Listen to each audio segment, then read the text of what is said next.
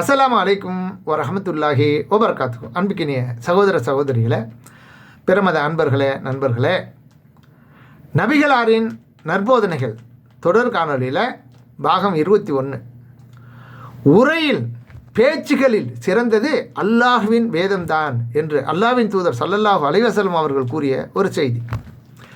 நபிகள் நாயகம் ஸல்லல்லாஹு அலைஹி வஸல்லம் அவர்கள் ஜும்மாவில் மக்களுக்கு உரை ஆற்றும்போது அல்லாஹுவை அவனது தகுதிக்கேற்ப எவ்வாறெல்லாம் புகழ வேண்டுமோ அவனை அவ்வாறு போற்றி புகழ்ந்து விட்டு பிறகு சொன்னார்கள், அல்லாஹ் யாரை நேர்வழியில் செலுத்திவிட்டானோ அவரை எவராலும் வழிகெடுக்க முடியாது.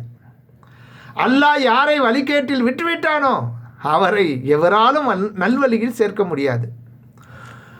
தெரிந்து கொள்ளுங்கள், உரையில் சிறந்தது அல்லாஹ்வின் வேதம் குர்ஆன் ஆகும் என்று கூறுவார்கள். இதை ஜாபிர் ரலியல்லாஹு அன்ஹு அவர்கள் அறிவிக்கிறார்கள். முஸ்லீம் என்ற நூலில் 1575வது நபிமொழியாக பதிவு செய்யப்பட்டது. ஆக திருமறை குர்ஆன் என்பது அல்லாஹ்வுடைய வேதம். வேதம் என்றால் என்ன? அவனால் படைக்கப்பட்ட, அதாவது இந்த உலகம் அனைத்தும் படைக்கப்பட்டிருக்குது. எதுக்காக? மனிதனுக்காக. அந்த மனிதன் இந்த உலகத்தில் பிறந்தது முதல் மரணிக்கிற வரை ஒவ்வொரு மனிதனும் எவ்வாறு வாழ வேண்டும் என்ற கட்டளை, இறைவனுடைய கட்டளை தான் இறை வேதம் என்பது. எவ்வாறு வாழ வேண்டும், எவ்வாறு வாழக்கூடாது, ஹராம் ஹலால், ஆகுமானவைகள் எவைகள், தடுக்கப்பட்டவைகள் எவைகள் என்பதையெல்லாம் மிக விரிவாக விளக்கமாக எடுத்து பேசக்கூடியது தான் திருமறை குர்ஆன், அல்லாஹ்வுடைய வேதம்.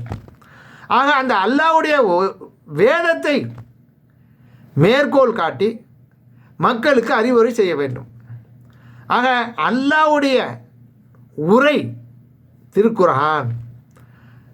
அப்படிப்பட்ட அந்த உரையை தெளிவாக நாம் உள்வாங்கி புரிந்து கொள்ள வேண்டும். ஒவ்வொரு வசனத்தையும் படிக்கும்போது அந்த வசனங்களில் சொல்லப்பட்டிருக்கின்ற ஆழமான கருத்துக்களை ஆய்வு செய்து திறம்பட கற்று அறிந்து உணர்ந்த பிறகு அவைகளை நாம் செயல் வடிவம் நம்முடைய வாழ்க்கையில் கொடுக்கும்படியும், நம்மை சுற்றி வாழக்கூடிய மக்களுக்கு நம்மால் இயன்ற அளவில் அவைகளை எடுத்து சொல்லும்படியும் தான் அல்லாஹ் இந்த வேதத்தை வழங்கியிருக்கிறான். முதலாக வழங்கப்பட்ட அந்த வேதம் ஒவ்வொரு இறை தூதர்களுக்கு வழங்கும்போது அவர்களுக்கு மேலதிக விளக்கத்தை தந்து அவர்கள் அழகான முறையில் தாங்கள் வாழ்ந்து காட்டினார், செயல்படுத்தி காட்டினார்கள், செயல் வடிவம் கொடுத்தார்கள் என்பதை விளங்கி செயல்பட வேண்டும்.